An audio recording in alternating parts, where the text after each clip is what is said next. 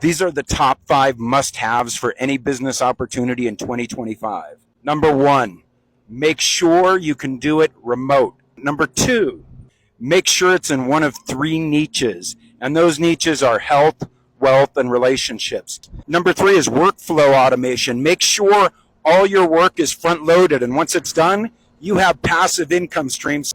Number 4, make sure it's high profit margin, high commission business. Number 5 is make sure there's low investment capital, because that protects you. I found a business that meets all these criteria. If you'd like to take a peek at it, click on the link in my bio. Stop him there, because I don't think he's going to tell us what his special fancy business is that he found that meets all these criteria. But let's take a quick look at his criteria. 1, make sure you can do it remote.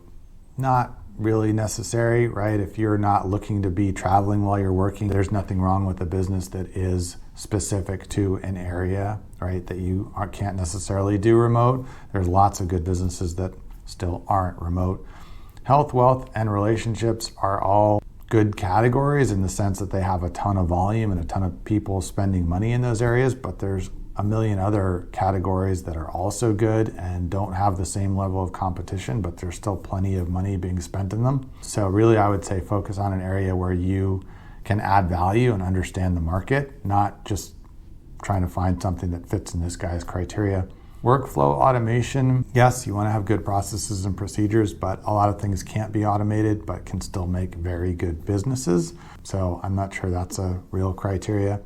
High profit margin, yes. I mean, generally speaking, you want a higher profit margin than a lower profit margin. If you have to make money on volume, you can also do that, but it is harder and subject more to fluctuation. So this one I agree with. Generally, choosing between business options, the one with the highest profit margin is going to be the most attractive, everything else being equal. And then low investment capital, I think he meant capital as in money, not capital as in, the place where a state puts its headquarters. He spelled it wrong, but that's just nitpicking.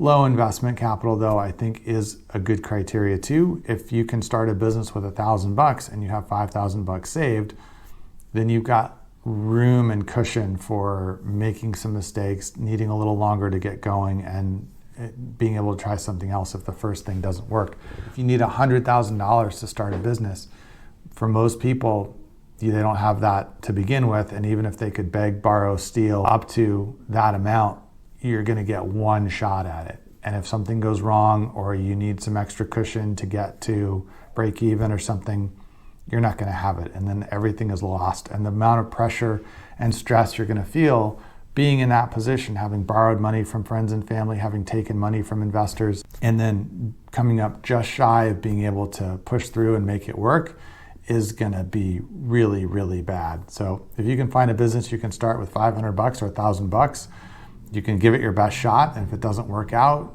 it doesn't ruin your life. And you can try it again, and maybe the third or fourth time is the one that hits. But if it takes a ton of money to start, you're going to get one chance. And chances are, most businesses, the first one you try out doesn't work. It's better to fail small and fast than fail big and never be able to try it again.